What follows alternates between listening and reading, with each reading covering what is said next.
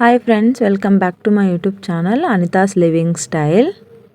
ఈరోజు నేను egg Buzi సింపుల్గా అండ్ టేస్టీగా ఎలా చేసుకోవాలో నేను చూపిస్తాను ఈ వీడియోలో. ముందుగా స్టవ్ వెలిగించి కడాయి పెట్టుకొని దాన్ని వేడి చేసుకోవాలి. ఇందులో ఆయిల్ వేస్తే వాటర్ చిమ్ముతుంది. సో ఇలా ఫస్ట్ మనం కడాయిని వేడి చేసుకోవాలి. కడాయి వేడయ్యాక అందులో 2 స్పూన్ ఆయిల్ వేసుకుంటున్నాను. దాని తర్వాత కొద్దిగా జీలకర్ర ఆవాలు వేసాను. ఇందులోకి 4 పెద్ద సైజు ఉల్లిపాయలను కట్ చేసి వేసుకుంటున్నాను.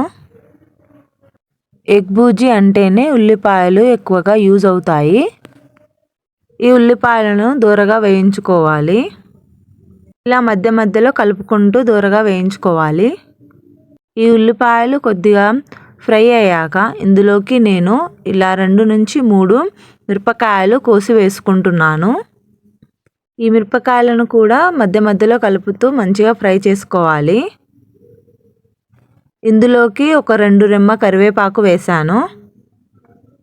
ఇందులోకి నేను 2 చిన్న సైజు టమాటాలను చిన్నగా కట్ చేసి వేసుకున్నాను.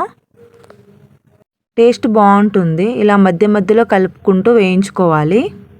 ఇప్పుడు ఇందులో 2 స్పూన్ కారం, అలాగే చిటికెడు పసుపు, అలాగే ఇందులో 1/2 స్పూన్ ధనియాల పొడి, ఎగ్ బూజీకి తగినంత ఉప్పు, అలాగే కొద్దిగా గరం మసాలా. ఈ మసాలాలు అన్నీ కూడా ఉల్లిపాయ ముక్కలకు బాగా పట్టేలాగా కలుపుకోవాలి.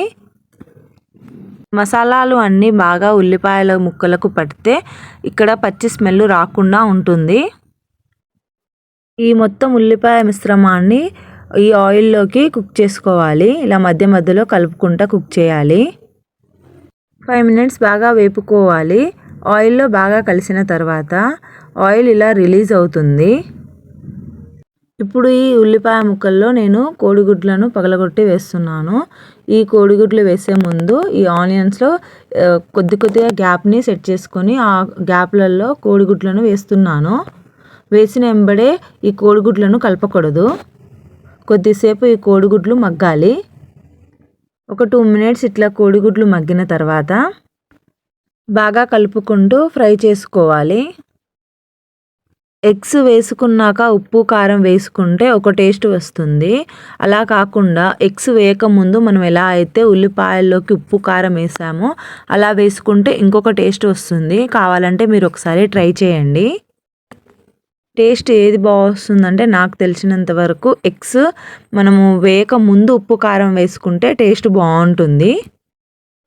ఇందులోకి కొద్దిగా కొత్తిమీర కలుపుకొని ఫ్రై చేసుకోవాలి. ఎగ్ బూజీ టేస్ట్ చాలా బాగుంటుంది. ఈ ఎగ్ బూజీ వేడివేడి అన్నంలోకైనా చపాతీకైనా చాలా బాగుంటుంది. ఈ రెసిపీ మీకు నచ్చితే ఈ వీడియోని లైక్ చేయండి అండ్ మా ఛానల్ను సబ్స్క్రైబ్ చేసుకోండి. Thank you for watching.